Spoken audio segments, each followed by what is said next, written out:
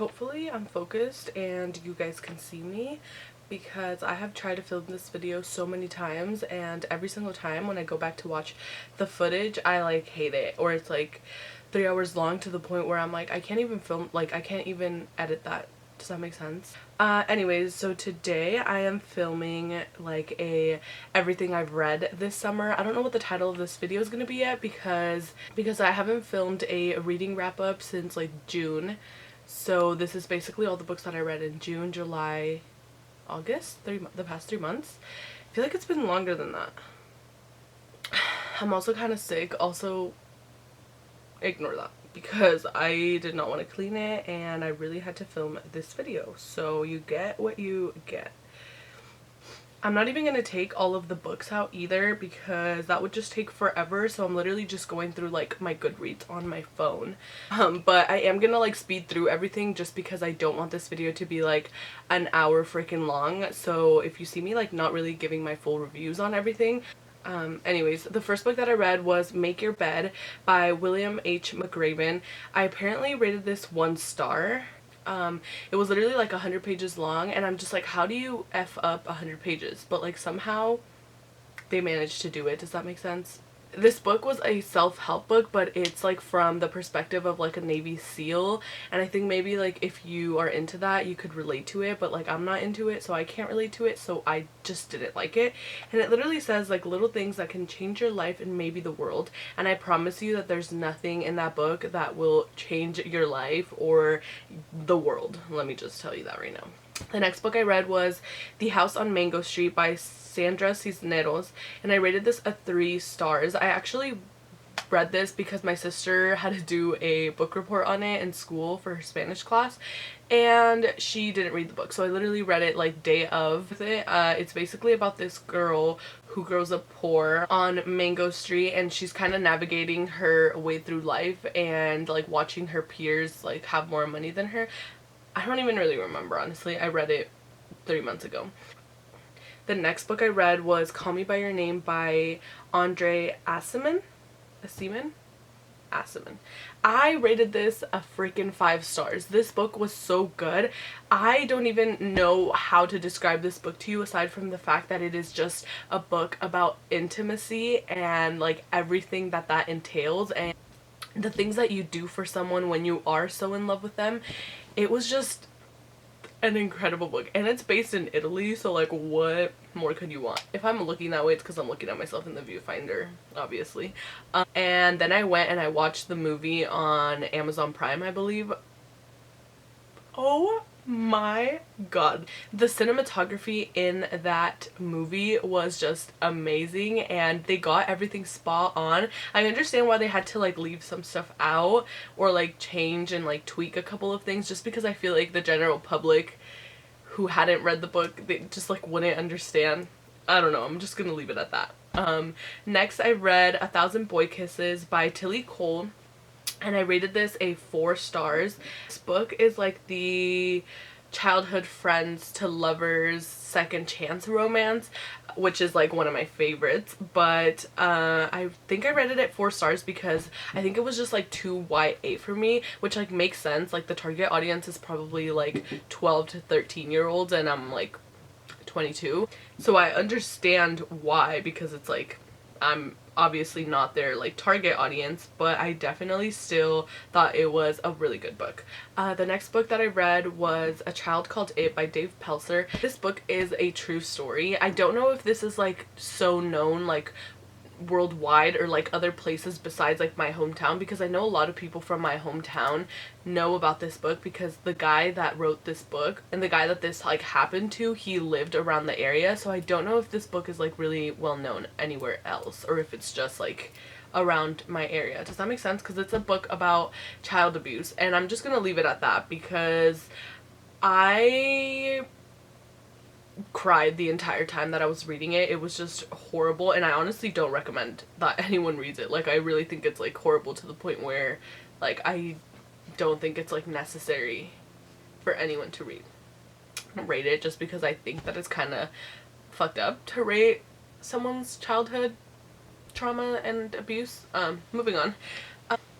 The next book that I read was The Four Agreements by Miguel Ruiz, and I rated this a 4 stars. This book was basically it's a self-help book. It's kind of just like basically like 4 things to follow in order to like live a good life or like be a better person, and I actually really enjoyed this book. I think if someone's like barely getting into reading and they want to read a self-help book, I think that they should read this one just because it is really short. I think it was like 150, maybe like 200 pages, but it's like a smaller book, so I do think that that one would be a good choice. It's also really easy to read, and the only reason I didn't rate it 5 stars is because it had a bit of like religion in there that I didn't expect to be in there, so yeah, it kind of like threw me off guard. But anyways, the next book that I read was All the Bright Places by Jennifer Niven. I had this book on my bookshelf for the longest time, like since I started reading back in like January, and I never picked it up because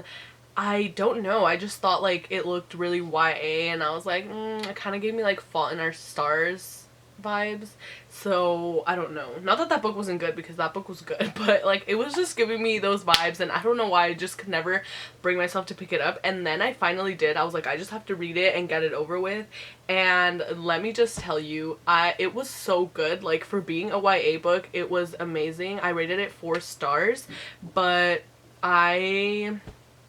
if I was younger, I would have like died for this book, you know? Like I don't really do like half stars, but I do think this book was like 4.5 stars. Like it almost hit the 5 mark, but I think the only reason it didn't was because it is targeted towards a younger audience, so it does have some like less mature writing. Basically about 2 kids that are suicidal.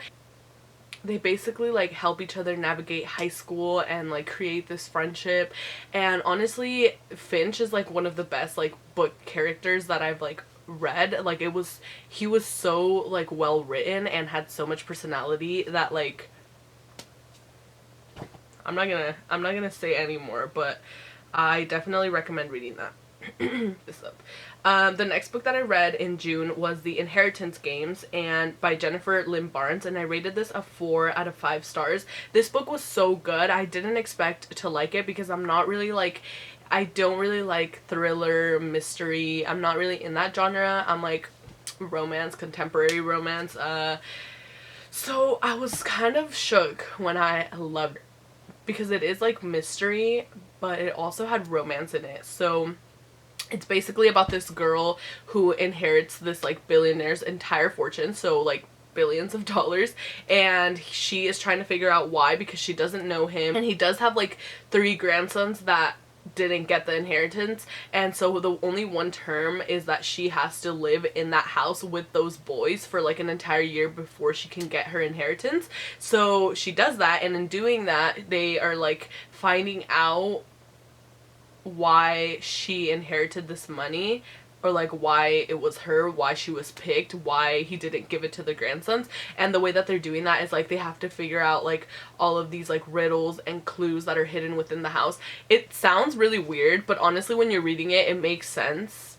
The next book that I read also in June was Daisy Jones and the Six. I actually listened to this on Audible, so I don't know if that played a part into it, because it was honestly really interesting. Like the entire time I was hooked, but then when I finished it, I rated it a 3 stars because I just kind of sat there and was like, whoa, like what was the point? I don't know what it was about that book. I don't know if it's because I listened to it on Audible, so it like didn't hit the same, but I rated it 3 stars.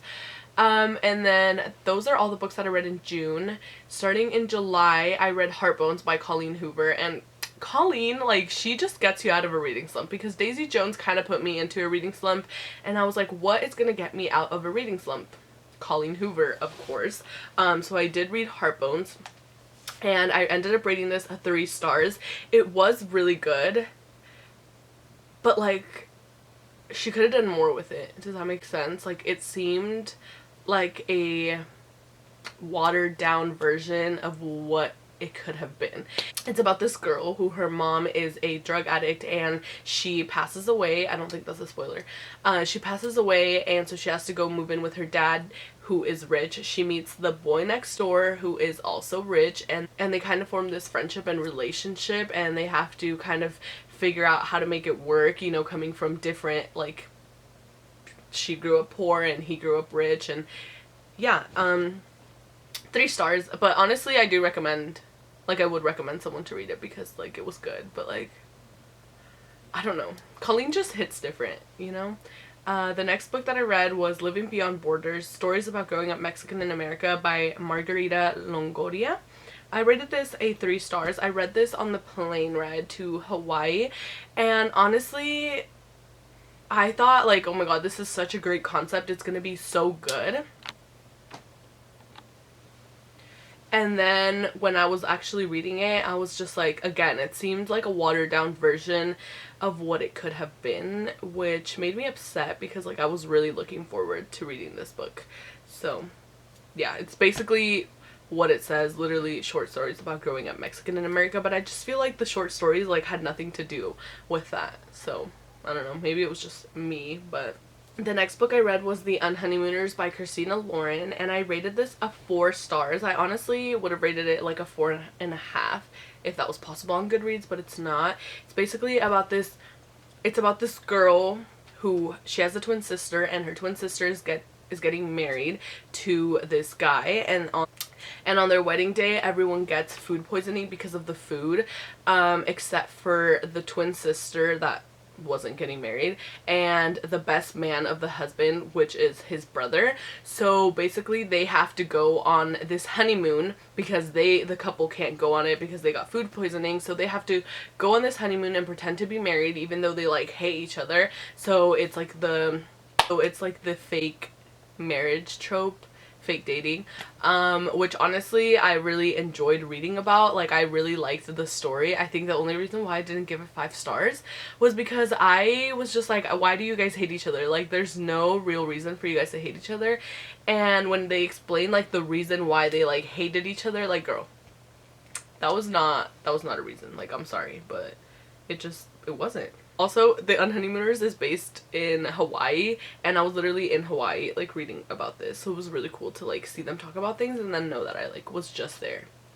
But yeah, the next book that I read was Funny You Should Ask by Alyssa Sussman, and I rated this 2 stars. I don't even want to explain what it's about, honestly, because I just didn't like it. Like, I don't even want to talk about it. It's basically about this girl who is interviewing this guy who she's, like, a fan of, and they, like, hit it off, and then, like, something happens, and then, like, 10 years later she has to interview him again, and then, like, they talk about what happened in the past, that, like, why did they fall apart.